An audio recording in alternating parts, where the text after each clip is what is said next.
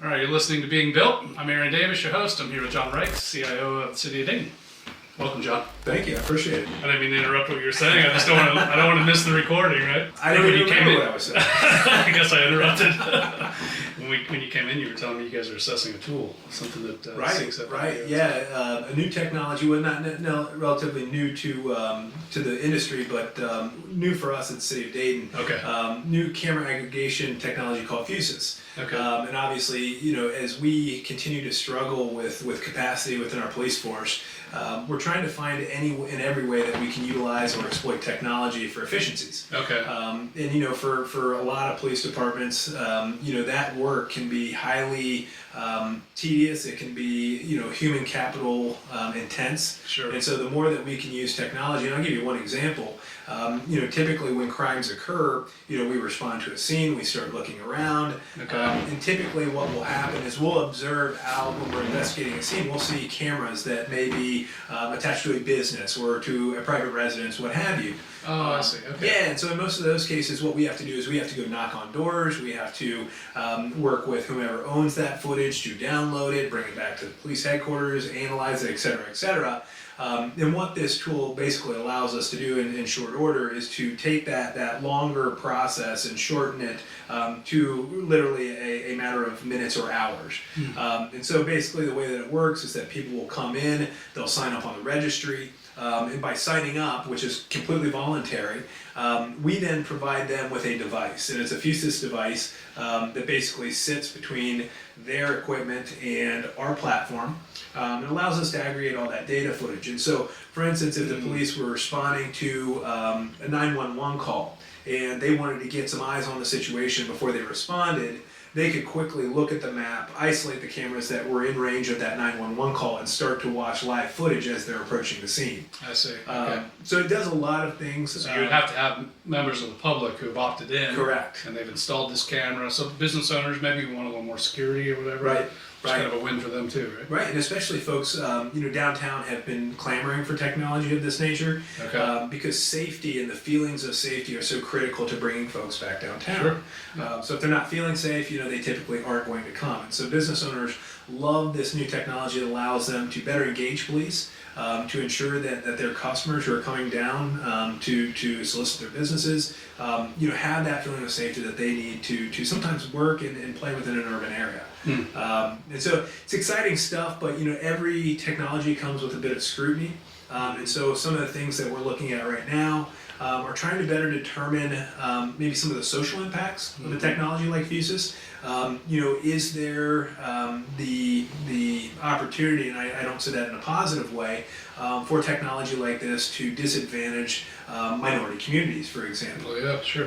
You know, I know that there was one concern that footage of this nature might be used to enforce immigration laws and things of that nature. Yeah. City of Dayton's never... Things that your participants aren't really opting into intently. Correct. But it could end up being utilized that way. Right, Yeah. right. So, you know, and I think that's just one example of, you know, as a municipality, you know, we haven't always embraced technology at the level that we probably should. And I think that a lot of that is driven not only through resource constraints financially, but also some capacity constraints. Because when you innovate with new technology, it typically will take you away from something else that you're already doing. Sure. And I think for us, that is really one of the biggest things that we have in front of us as an opportunity. You know, can we start to utilize technology across the organization in ways that allows us to first be more administratively efficient? Right, and you know, you're talking about things like ERP, electronic document management, the digitization of a lot of the services that we offer to the public. But it also manifests itself in some of our infrastructure, right? You know, one of the things that you've probably heard a lot about recently is digital equity. And you know, as a municipality, we certainly have a role to play in ensuring that everybody has equal access to digital resources. We're undergoing right now a pretty large fiber assessment to better understand, okay, based on the current state of our infrastructure, do we have any leverage or assets to bring to bear to start addressing that problem? Like what? What would be an example of some kind of investment or resource that the city's entertaining or considering bringing Right, and so I did a presentation for a commission several months ago as we were queuing up this assessment, and I basically told them there were 3 objectives that I had that were important for this initiative. The first would be to ensure that we have the capacity and the bandwidth to power the technologies of the future, right? Okay. Just one small example, we talk about sensors, right? Smart city technologies. Well, all of that requires infrastructure. Right? Because if you're deploying sensors throughout your city, they're starting to capture and transmit tons and tons and tons of data. Yeah, if you don't do anything with it, you've spent a bunch of money on something that doesn't get you any value, and so doing it halfway is even more costly than doing it all the way, right? Absolutely. And the other thing is just ensuring that data can get from point A to point B, right? Okay. One other example, we recently received a $250,000 grant from Broadband Ohio, and that grant was to bring free public Wi-Fi to all 3 of our rec centers for the next 5 years.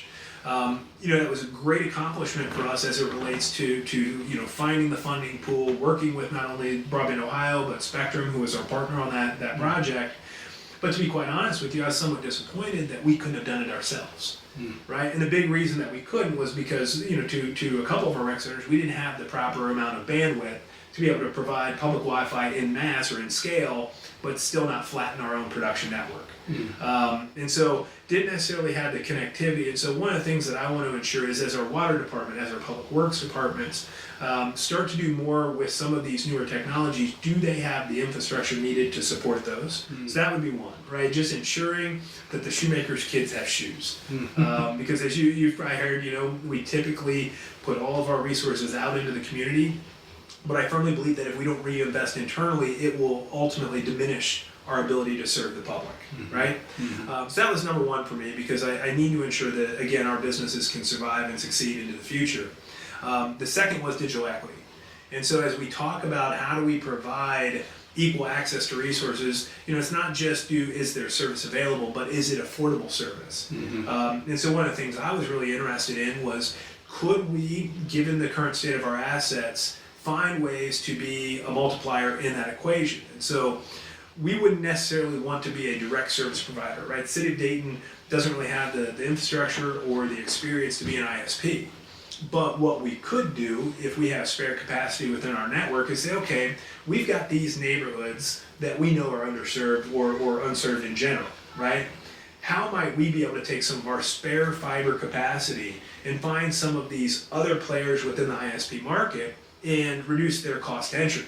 Okay. Right, because a lot of times you're going to see your big players like the AT&Ts, the Spectrums, the Ulta Fibers. They can go in, put in all the infrastructure, and recoup that investment over time. The unfortunate thing is that a lot of those big players have not wanted to go to the areas that are economically depressed, right? And a lot of it's just driven off of, okay, if we're going to invest X amount of dollars, we have to recoup X amount of dollars in a certain point in time, right? Is there concern from them? And if you don't know, that's fine, but do they think they can't build as many services or something if they go to economically disadvantaged areas? I think there's a fear of continuity. Like just as many doors and users and... Right. I think they're concerned about the ability to pay. Okay. I think that they're concerned about the transient nature of low-income populations. Yep. And so a lot of those concerns are valid, right? Don't get me wrong. Sure. But I also feel like there's an opportunity for not only the public sector but the private sector to step up. During COVID, we all, I would hope, felt the either benefits or the disadvantages of not having connectivity. You're locked in. How do you shop for groceries and have them delivered? How do you do telehealth? How do you continue to engage in education? And I'll tell you a quick story there that when the pandemic hit, I was working in a different industry. I was running an MSP for school districts. Okay. And to me, I saw the disparity with digital equity really up close and personally. I'll give you 2 examples, right? So one of our school districts was Flint, Michigan. Kind of a lower income area, a little bit depressed. Okay. When you compare that to another school district that we had up in Bexley, the Columbus School for Girls, complete night and day. Interesting. Right? At Bexley, those kids already had ThinkPads that were distributed to them on a one-to-one basis. They were familiar with the technology. Yeah. Pretty much guaranteed they had service at their homes. And then you look at the kids that were going to the Flint schools, right? I guarantee you their superintendent's first worry when the pandemic hit was not about curriculum, because he told me it wasn't. Yeah. Right? His first worry, how are my kids going to eat? Right? And so once you get past some of those hurdles, because in most cases these kids, the only meal they're eating all day long is what they get at school. Yeah. Right? So that kind of speaks to the disparity. But then, you take it a couple of months further, and you've heard the stories about putting access points on buses, parking them in McDonald's parking lots so kids could come in their parents' cars, drive, and do homework. I saw also what that looked like for kids in Flint. They're doing homework and writing papers on a mobile device, right? I can't even imagine how challenging that would be. So they're using a mobile device because some of them have internet access. That's the only limitations. device. The only device they have, right? So they would get connectivity in certain spots, but the problem is they lack the devices. Yeah. And so there are a lot of challenges there, and going back to our assessment, that ability to understand the role that we could or should play is critical. But you really don't understand that until you fully have evaluated your assets that you have to leverage. And so we're still waiting on the results of that study. Again, I don't think the City of Dayton will be an ISP. I don't think that's the right fit for us. But I have been encouraged with some of the efforts from some of our private partners, and I'll throw the big three out in this area. The Spectrums, the AT&Ts, Ulta Fiber. I've really seen over the last several months a renewed interest in being good partners with the public sector. Yeah. And so more to come on that. Well, and then to your point, if you can encourage by sharing assets that the city brings or could leverage, could you encourage more competition from the small players as well? Right. And maybe they're more aggressive about going into areas that are less appealing to the big guys who are kind of protecting their business model. Right. They're more in a growth and competitive mode, right? So, Right. Good idea. And that's that middle mile, right? Because that's where the smaller players really struggle. That transport network. Okay, that's not too tough to tap into, right? But it's that middle mile, getting between where you might be hooking into that infrastructure and getting it into a neighborhood. Is where they struggle, right? Because you've got to get permitting, you've got to figure out whether you're going to do aerial or buried, you've got to traverse railroad tracks, rivers, bridges, things of that nature. So if we could bring some fiber, a couple of spare strands of fiber to the equation and say, okay, MetroNet or whomever that smaller player may be, here's what we can do. We can give you some fiber. But here's the asset we're going to have of you. We want to keep prices low, and we want some assurances that you're going to keep prices low. You can reach this corner and that corner. Right. That's awesome. Right. So that's an opportunity. And then, the last one that I mentioned to our commission is economic development. Okay. We really want to see growth and prosperity in some of our neighborhoods that have been neglected. And what I know in this day and age is, the whole adage from the Field of Dreams, if you build it, they will come, right? I don't know if that's necessarily true, but what I can say is this, is that I know businesses aren't going where there's not connectivity.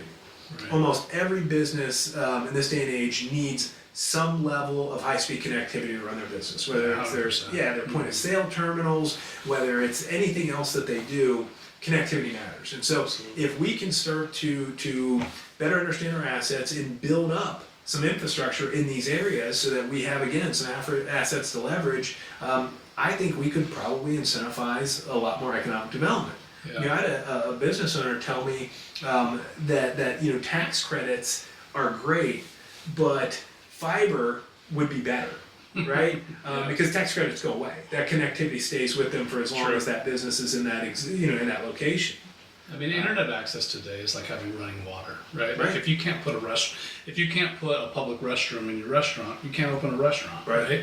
Right. And in the same respect, 90% plus of businesses out there, if you can't have high speed internet, how are you going to operate? Right. How are you going to execute transactions and whatever else? So you can't have everybody doing business out of the back of their pickup truck and hacking it together. So that's interesting that you're kind of at the forefront of enabling, piping in what has become a commodity, right? Right. And I guess COVID really did show us that during thinking about parents at home with their kids, education. It's tough.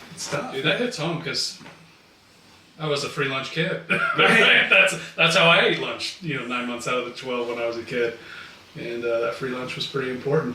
I just had an appreciation for that just Really, now as you were really talking, important, right? how important that was and what a big deal that is to a third of my, food for the day or whatever was provided by the school.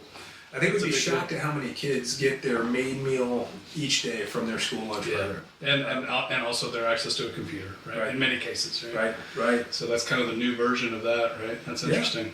When I was up in Columbus yesterday, Broadband Ohio is leading our state-based effort to address digital equity. Mm-hmm. And so, a lot of folks are familiar with the BEAD program, which was created through the IIJA, or the Infrastructure and Investment Jobs Act. Okay. And so basically there's this BEAD program, and it's really aimed at bringing broadband access to all, right? And so as part of that federal program, each state has to determine their plan for addressing the issue. So in the state of Ohio, Broadband Ohio is leading the charge, but what they've done is they've started setting up 5 regions within the state, right? So you'll have Northeast, you'll have Northwest, you'll have Central, Southeast, Southwest. And so the City of Dayton is sitting on the alliance that is positioned obviously in the southwest corner. And so that's everywhere from a couple counties north all the way down to the Ohio River. And it was interesting because there was a lady that was speaking yesterday that talked about social determinants of health, right? Mm-hmm. We've all kind of probably heard about what some of those things are. Yeah, I think that phrase has been referenced in the last 3 podcasts I've recorded in this room, right? Right. A lot of our colleagues in this neighborhood in the tech world are very focused on that. Right. And the lady that was speaking, she was a PhD, MD, had a couple other 3-letter acronyms by her name.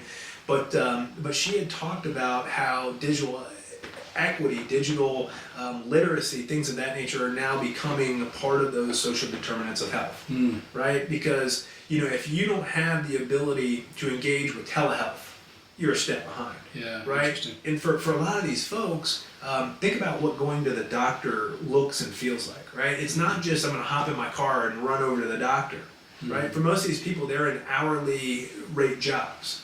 Right. So they don't have other losses being they don't have sick leave, they don't have vacation time, right? So they're missing pay to go to the doctor. Mm-hmm. In most cases, they don't have cars. Mm-hmm. So you think about how challenging it must be to not only take off work, but then to figure out the bus route, maybe take 3 or 4 hops, get to the doctor's office, go through, et cetera, et cetera. And so, I really enjoyed her talk, and I'll tell you one of the most impactful things that I saw during her presentation was the Dayton Library a couple of months ago had an exhibit on redlining, right? Okay. And basically all redlining, well, I want to summarize it and simplify it to that degree, but in essence, redlining in the exhibit referenced a lot of the practices that were used with lending, home appraisals, etc.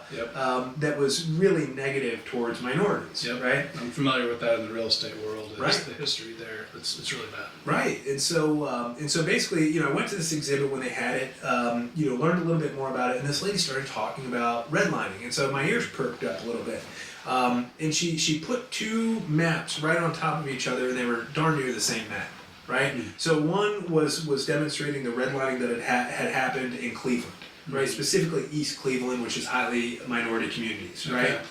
And then what she did was she talked a little bit about what she was calling digital redlining, right? And that's these communities where a lot of those big players, again, just have not found the profit model needed to go in and make the investment in the connectivity. Same is true for big grocery chains and everything else, right? Right. So food deserts, So just one more form, but it really struck me when she did. She took those maps, she put them right on top of each other, and darn near they were the same map. Wow. And so Cleveland's been at this digital equity equation for quite a while. They're I would say significantly ahead of where we are in the Dayton region.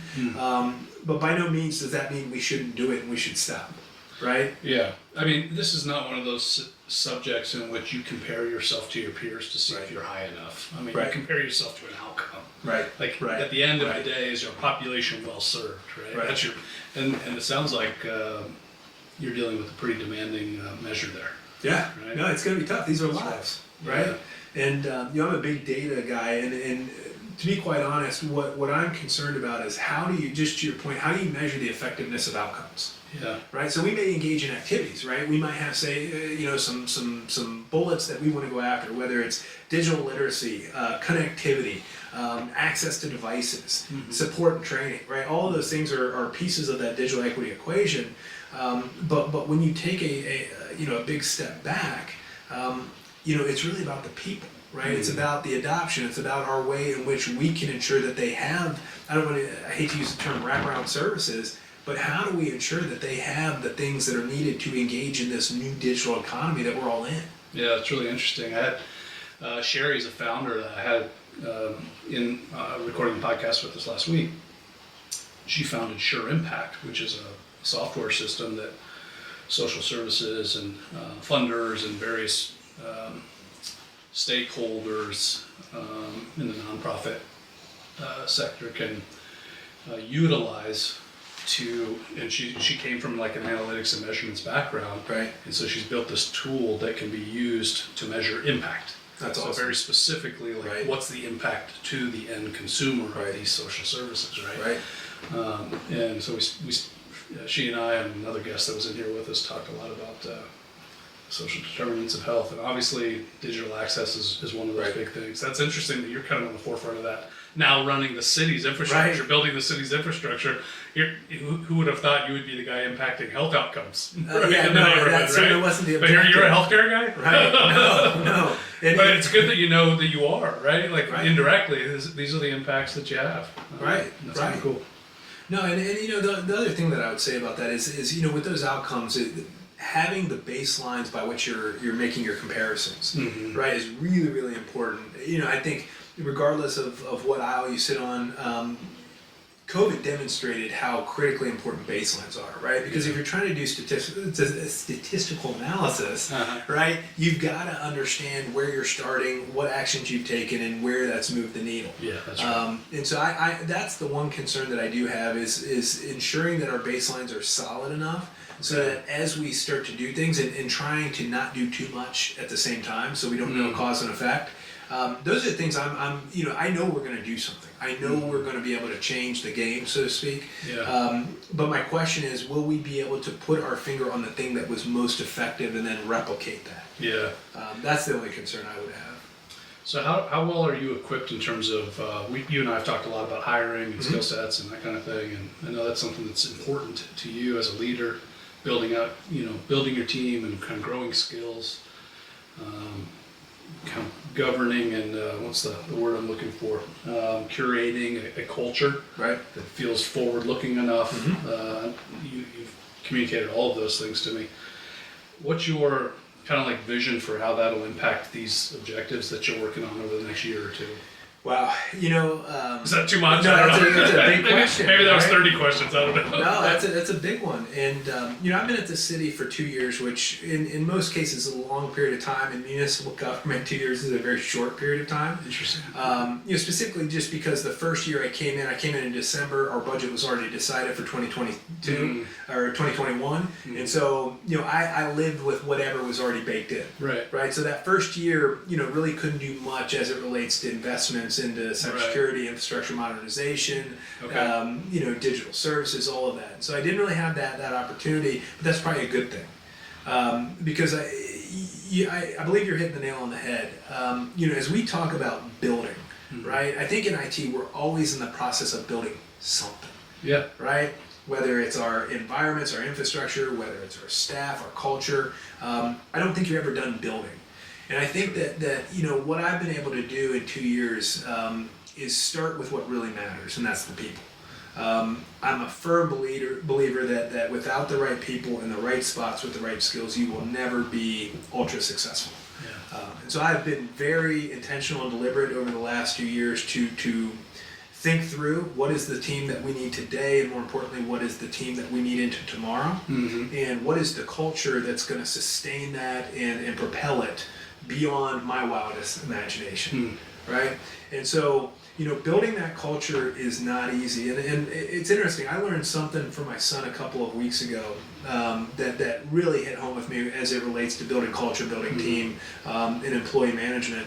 I was home. My son was sick. It was literally maybe the first week in January. So we're sitting, he had just finished up eating breakfast, and my phone rings. And so I talked to somebody from work real quick, and I hung up the phone. And my son Charlie said to me, he said, Daddy, was that work? And I said, yeah, Charlie, it was. He said, Daddy, what do you do? And I said, Charlie, I remember I manage IT for the City of Dayton. And he said, does that mean you're the boss? And I said, well, maybe, Charlie, but every boss has another boss. And he said something that was so profound, and I'm not sure he intended it to be profound, but when he said it, it literally stopped me in my tracks. He said, when I said, yeah, Charlie, I guess I'm the boss, he said, so you get to keep the people safe. Was what came back at me, and you know, sometimes you can get the right statement at the right time that resonates. Yeah. So he said you get to keep the people safe. Wow. And yeah, it gave me chills, man. It was awesome. awesome. You know why he said that? Because that's how he sees you as a father. Right. Like you're the boss because you keep the family safe, right? Well, you know, That's a big much deal. credit goes to mom, but I'll take a Sure, little bit. I'm sure you guys share that job, but that's a big deal. Mm-hmm. Well, so what happened was, so you get to keep the people safe, and I started thinking about a lot of the organizational behavior books, philosophies, and what have you that I've read or observed or you know, come across throughout my career that have resonated with me. I started thinking about what is going to make our department the best that it can be.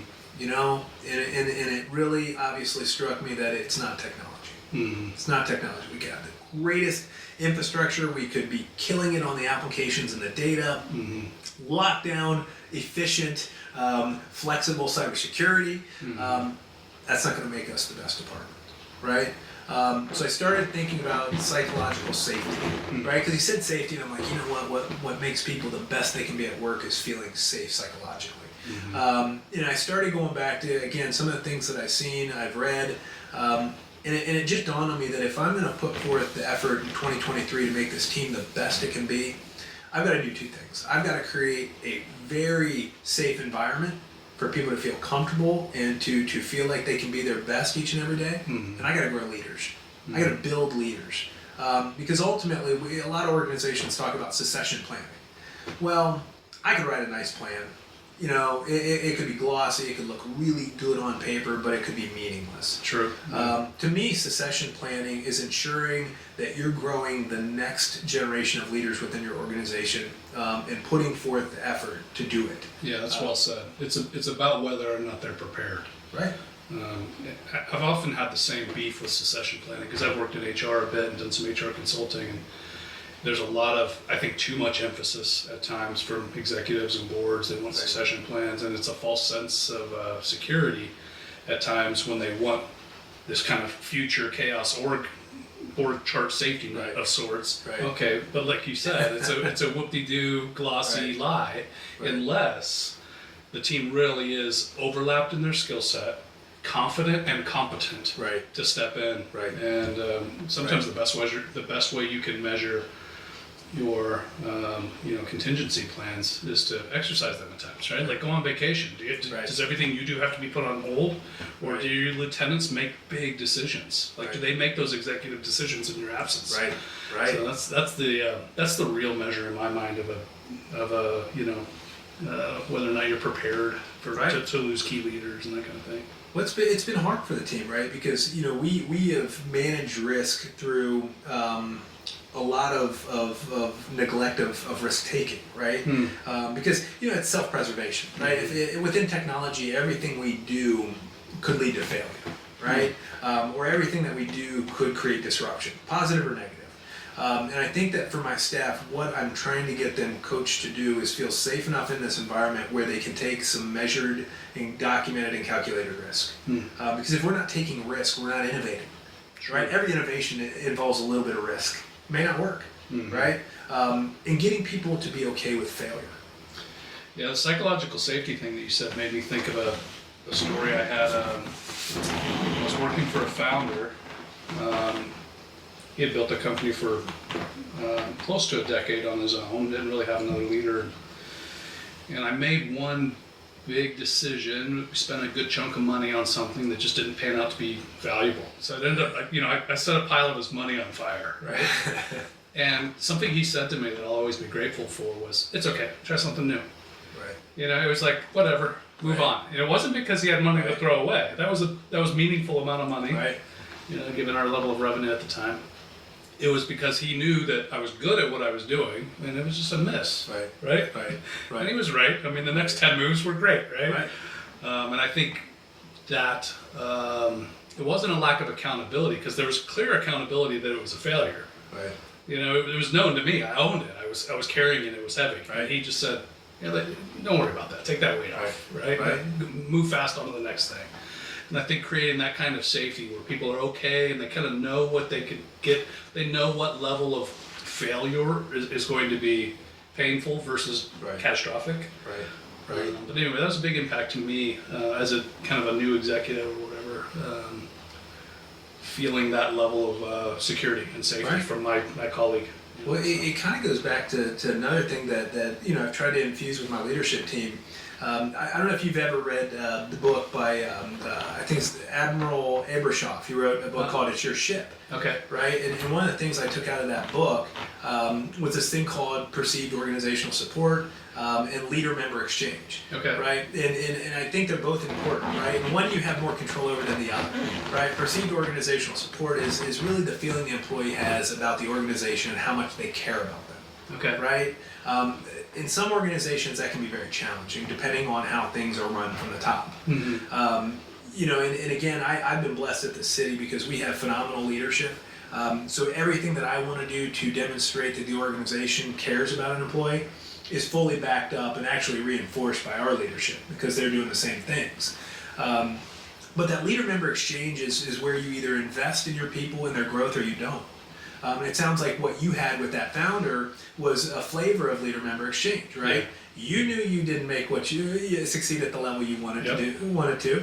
That leader knew that you didn't succeed at the level that you wanted to, and instead of beating you down for it, they showed care and compassion, and probably through failure built your confidence. Absolutely. And that's who we all want to work for.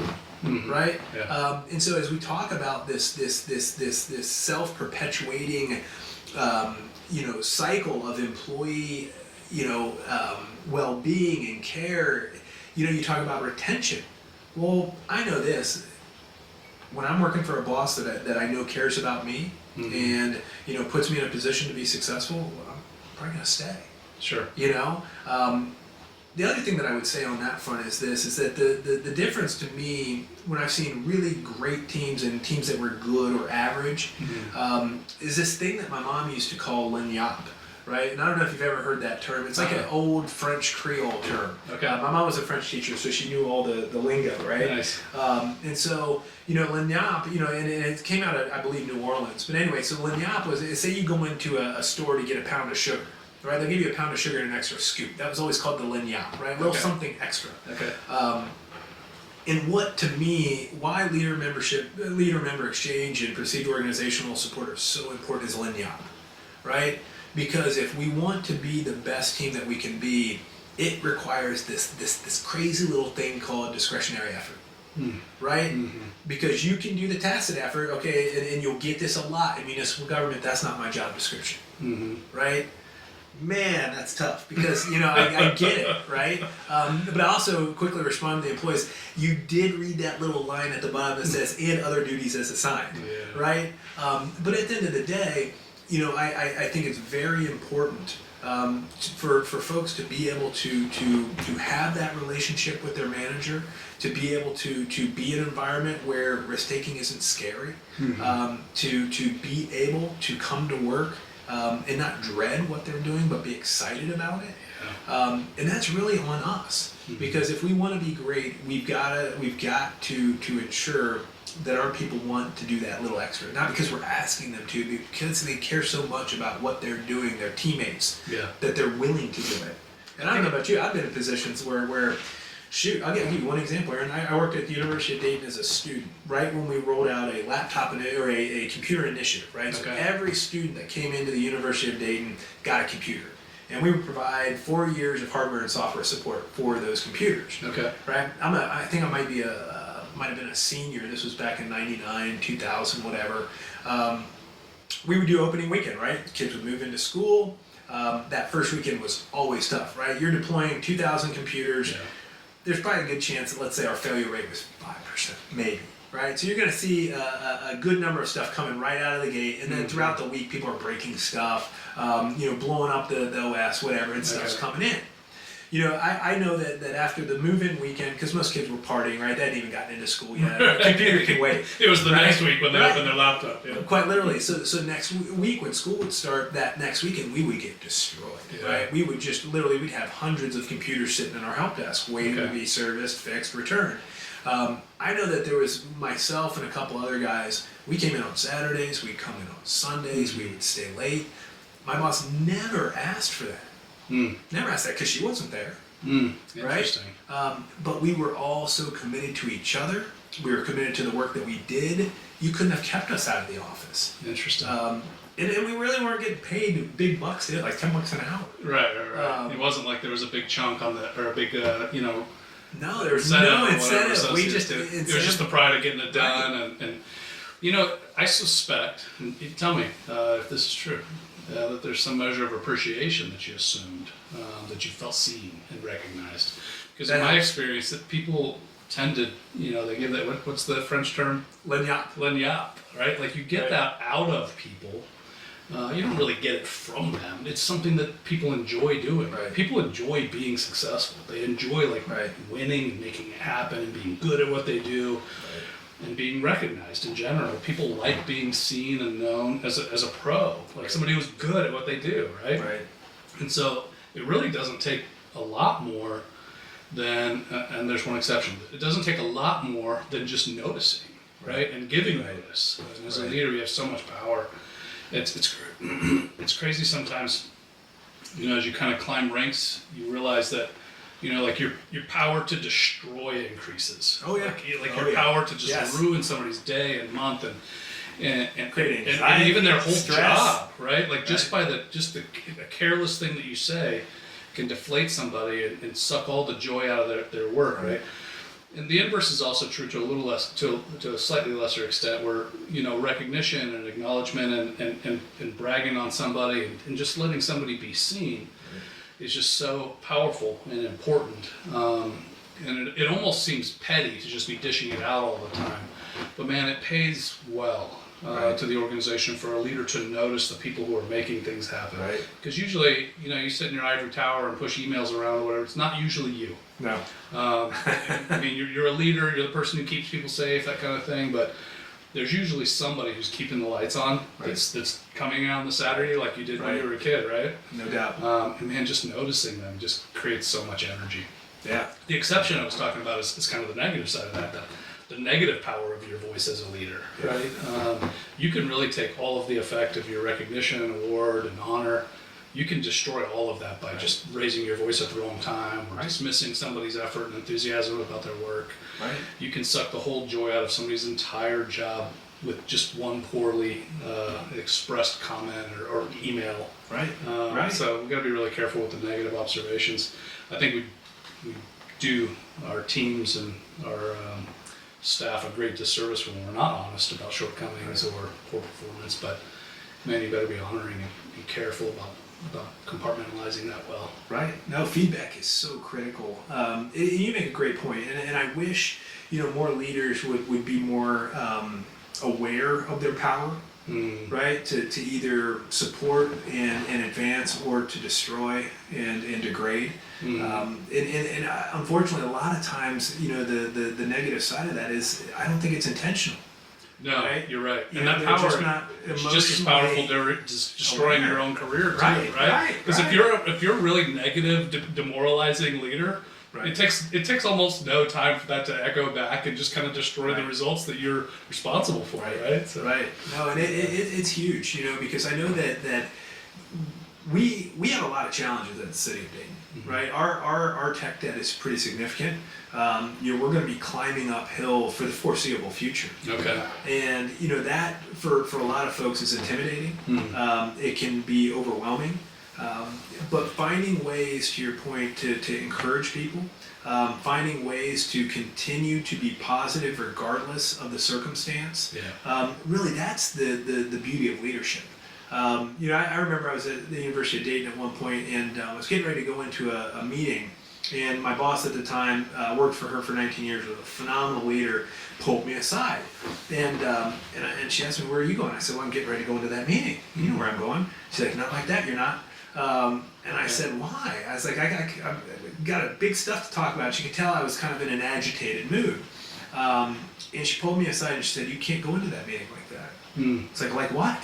She's like, you're going to really have to turn things around, or that meeting's going to go sideways quickly. Wow. And you're not going to be very effective. And she made a comment to me about playing the role of a leader, right? Some days you don't feel like it, right? Some days, you had just as bad of a track coming in for work as anybody else. But her point was, as a leader, you don't get a chance to have bad days. That's not something that's available to you, because you have people depending on you. And so that struck home with me. And I know at the city sometimes I've been called naive, and I tell people, I said, you know what, naivete and optimism are separated, with data, facts, and beliefs. And what I do know is this: is that while we're not where we want to be, we've got a good path ahead of us. While we don't have every set of skills or the capacity that we want within the team, we've got a lot of great people. And so, when you start to combine, the people, the processes, the technology, then you really start to see performance improve. And one of the other things just on employee recognition that's been so good for us is that we recently deployed a new ITSM. Because part of our model is trying to be very, very efficient with the day-to-day, so that we can then allocate more of our resources towards the innovation and the project work of the organization, right? Because as much as we may find comfort in the stuff that keeps the lights on, there's no value to the customer there, right? Because they expect it, right? The network's on. Email works. Even if it's falling apart, it requires a ton of work. Right. That's not what they're going to get excited about. They want to see how technology can transform the work that they do and make their work to the customer more meaningful. So, we're trying to move down that road, but it's hard for people at times, right? Because there's a reluctance to change. There's a little fear of the unknown. Well, if I'm not doing this, I won't have a job. So you get a lot of that, but as we continue to grow, as we continue to build the confidence of our staff, I'm excited about all the great work we're going to accomplish, because we are always about people over profits. That's one of the beauties of working in government, is that if I don't hit a revenue number, it's not like we're going to get fired or they're going to lay off the division, right? Our true purpose is how do we use technology to change lives. And so very important for us. But I was going to say, one of the great things is with this new ITSM, we do automated qualitative surveys, right? So we're getting back all this rich data, not necessarily metrics on process adherence or pure service delivery, but it's more on the side of how well did we make the customer feel, how well did we treat them, how well did we respond, et cetera, et cetera. And as it relates to feedback, for me, that has been gold. Because what I don't want to do, and I think you made this point, I don't want to give lip service to compliments and acknowledgement, right? I don't want to just say, hey, well, you did a great job. What I love about these surveys is I can because they're across the organization, I can see who did a good job, what they did, how they did it, and who they did it for. Wow, that's cool. Right? And so you can catch people in the moment of excellence. Because I don't want there to be a huge gap between when they did something really well and when we give that positive affirmation.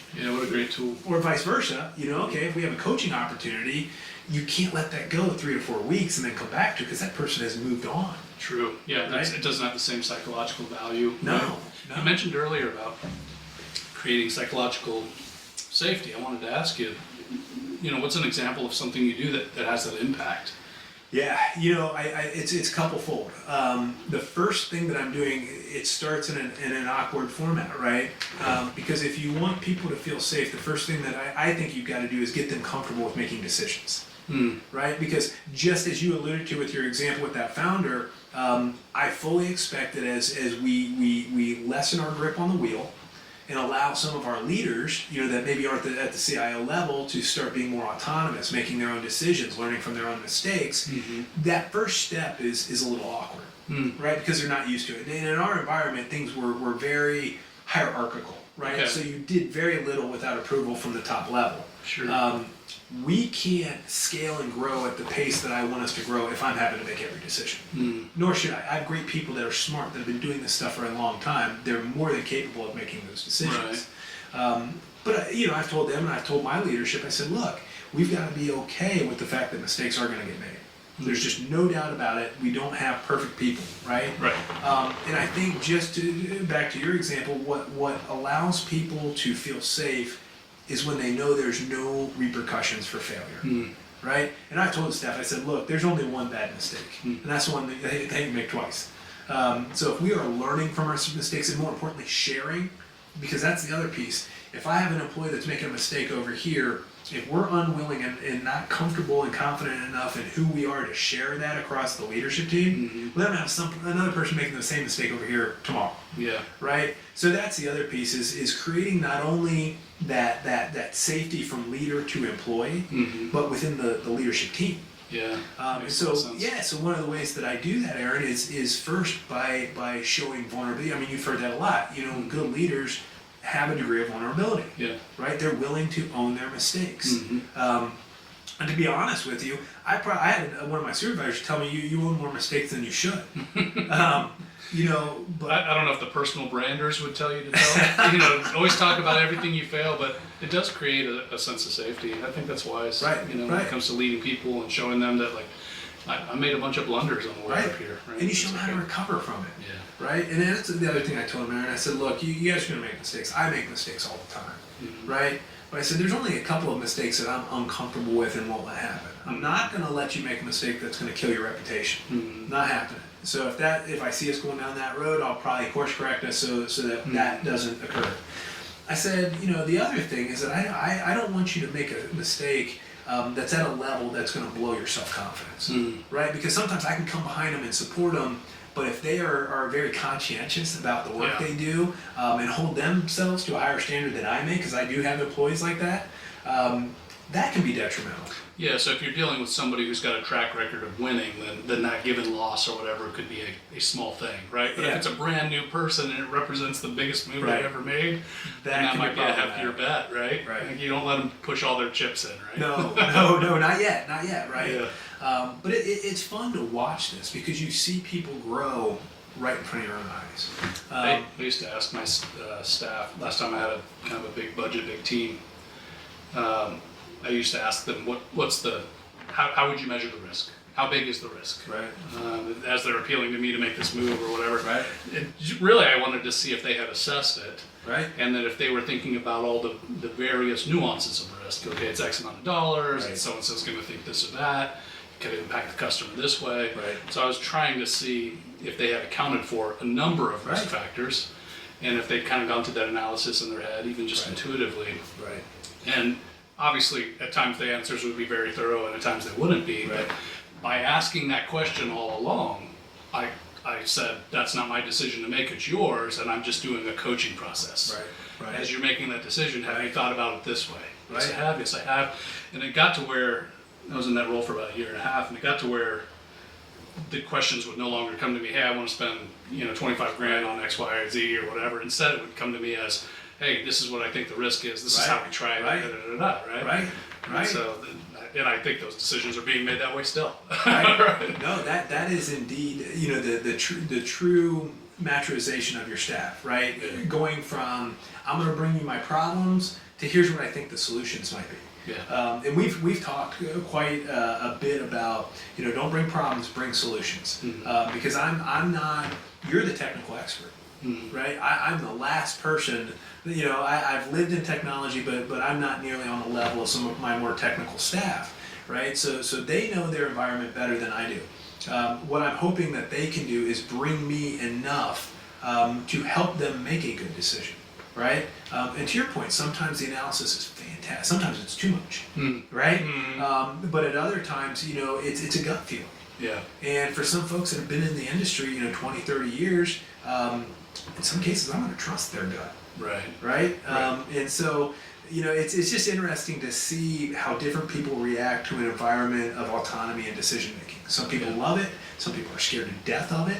But ultimately, I know that that is the only way to sustain and to advance our organization. Because hopefully, that's part of our succession plan, right? If I were to ever leave or win the lottery or something of that nature, my goal, just as it was at UD, there should be at least 3 people that are ready to take my position. Yeah. Because if that should doesn't be a decision happen, between good, better, or best. Right? then I failed, right? Because that's part of leaders' jobs, is to ensure that the next round is ready to step up when the opportunity presents itself. Yeah, 100%. For the sake of time, I'm going to kind of come to nearing an end here. I wanted to ask one last question, though. I think you kind of convinced me through this conversation. If I was a network engineer or systems engineer or whatever, I'd be eager to work on your team, just kind of hearing the way that you lead. But what would you say to people who are pursuing promotion, advanced skills, trying to get hired, working for you, or just figuring out how to collaborate and navigate within the team that you're putting together? What would you say about kind of the opportunity and what's appealing about being part of that team over the next 2 years as they're kind of looking at the next couple of years of their work? Like I said, we have challenges. There is no doubt. But I'm going to go back to the title of this podcast, Being Built, right?